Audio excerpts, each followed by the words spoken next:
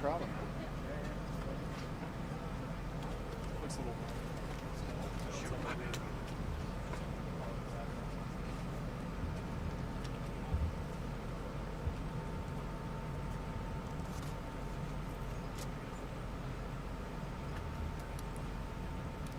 Everybody rolling? You guys wait. Good to go. Good to go? Good to go. Good to go when you guys are good to go. Are we good to go? I'm rolling. I'm good. We're all good. I think we're all ready, right?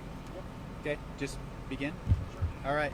Hey, first of all, I'd like to thank everyone for coming out today. I'd like to give you just an update and send our thoughts and prayers out to the people that were injured today during this explosion.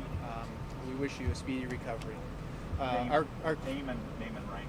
Oh, sorry. Sorry. Keith, now you have to start us off. Sorry. It's Keith Welch, Battalion Chief, Chandler Fire Department. Okay. Go. All right, so hey, I'd like to thank everyone for coming out today for this update about the call we ran today. But first I want to offer my condolences and thoughts and prayers to the 4 people that were injured here today during the explosion. We wish them a speedy recovery. Today at approximately 9:23, our crews responded to what was a report of an explosion with fire to the corner of Ray and Rule in the platinum printing business. We, upon arrival, we found 4 patients, 2 of which were critical, 2 of which were in serious condition, treated them and transported them to the hospital, to a local hospital for further follow-up. After that, we were able to put the fire out and check for all the adjacent structures for any fire, as well as for any patients or people that might be injured in those, and we did not find anything. We cleared the structures around us, put the fire out, and evacuated 15 businesses here on the corner of Ray and Rule. During that time, we upgraded this call because of the magnitude of it, the number of patients, the explosion, to a hazmat. And we came and evaluated the scene inside and around the business. We did find a leak that was underground that the crews have mitigated. That did cause us to have more evacuations today of the homes that were just north of here, but those people are back in their homes. And I want to make sure everybody is clear that the situation has been mitigated and it is safe to be around this area. So with that, I don't have any other further information as far as what we've talked about today. If you don't, do you have any questions? Do you know whether the gas leak had anything to do with this explosion? No, that is still under investigation. We are working. I'm going to have Sergeant McClymans is going to speak to that as well. That piece is under investigation of whether it was before or after. We have no clue. All we know is that we found something with our hazmat crews, work with Southwest to take care of it. Did the roof collapse before the explosion? The explosion caused the roof to collapse. I think that's everything for you, unless. Okay. Sorry. So I'm going to introduce you to Sergeant McClymans.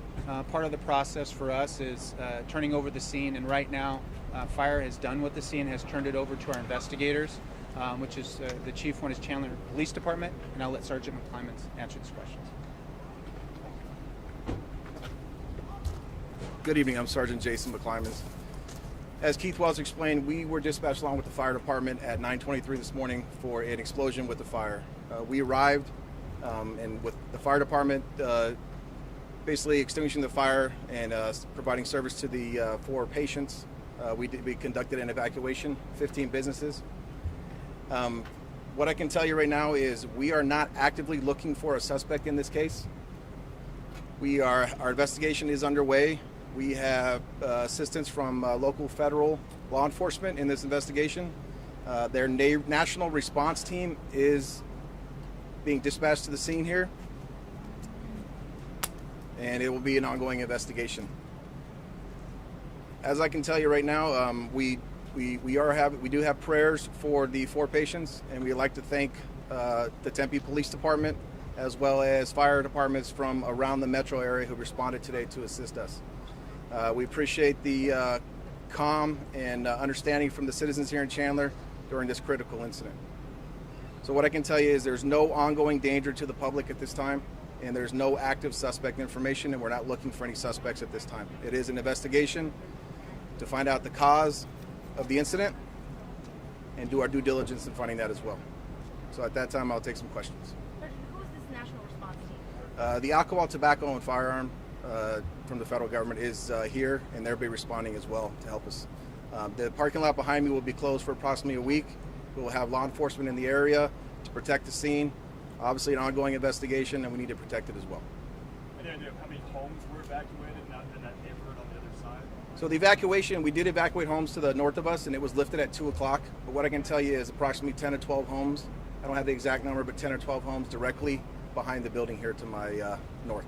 I'm not sure if you saw Valleywise talked a lot about the victims and really the severe second-degree burns that many of them had. The doctors there talked about them looking like some kind of propane or flash explosion. Do you have any information on that? What I can tell you, it was a large explosion. I don't have any, I'm not an expert in that regards, but I can tell you it was a large explosion, a very traumatic explosion. And our thoughts and prayers are with those patients and hoping they pull through and get back to work, obviously. So was this indeed caused by some type of leak, gas? The company came out here, what did they determine? That's part of the investigation. Obviously, any type of explosion, we're going to call out the electrical companies, the gas companies to help us in these investigations, but that's still part of the investigation. I don't have an exact answer for you at this time. So you don't know if it was just a pure accident or was it caused by something? I don't know at this time. So I wish I can tell you. I know we want to know, but it's going to take a couple days for our investigation to be completed. Jason, is it safe to say this is not a criminal investigation on the Chandler Police Department? Exactly why I say we are not looking for a suspect.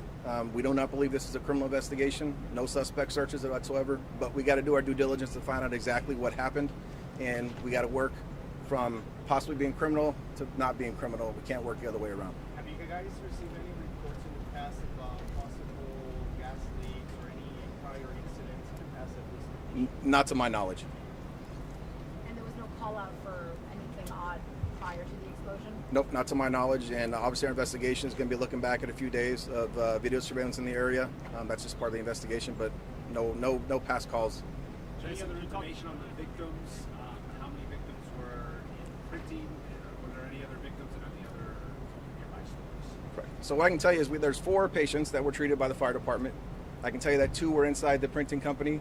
1 is from an adjacent business, and we have 1 customer that was also located in the business. The customer, was that customer in the printing business? I don't have the information of where the customer is located yet.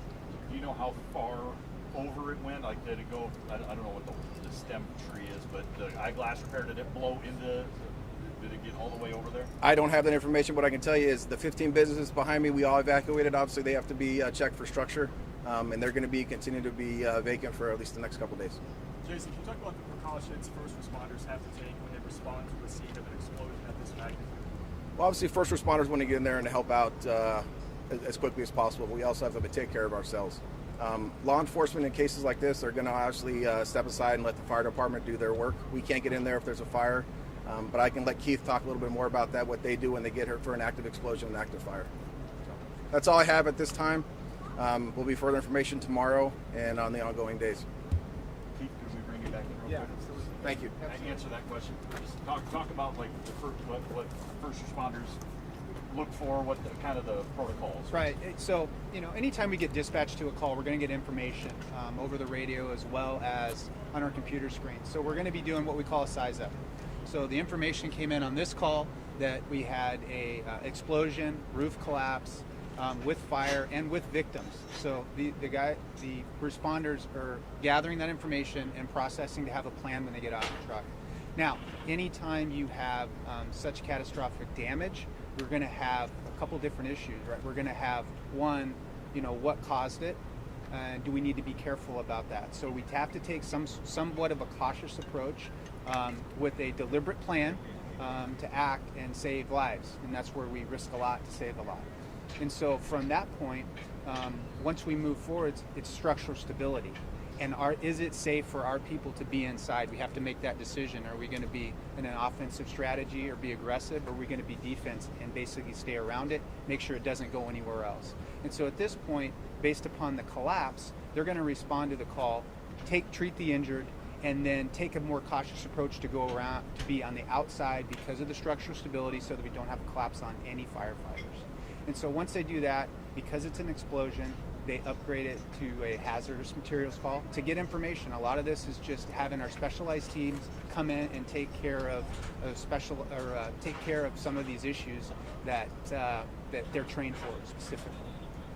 Other than gas being a potential cause, were there any other chemicals, anything flammable inside the print shop that had you concerned? The hazmat team, plus the information that we got from RPs, they did not find any significant chemicals. And this is just early on. They did not find any significant chemicals in there, but it's still under investigation.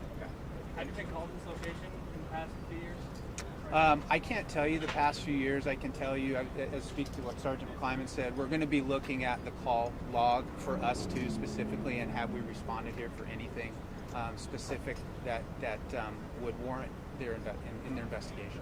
Kind of go through, you had the injured, but you just kind of don't know who's all inside if they're more injured. Kind of balance that with the structure collapsing, things like that. Kind of correct. So a lot of times we use, like when we're coming into the scene, we're using the information on our screens, the information that dispatch is giving us, and the information that you get right when you get on scene from people that are here, and you're able to communicate with the employees of Platinum and ask how many people are inside. 2. Okay, we have 2 people outside. So a lot of that is being able to communicate with the people that are already here that were injured to try and make sure everyone was out. Pretty good? Pretty good? Thank you. Thank you. Okay. Thanks, guys. Thanks, Chief. Thank you.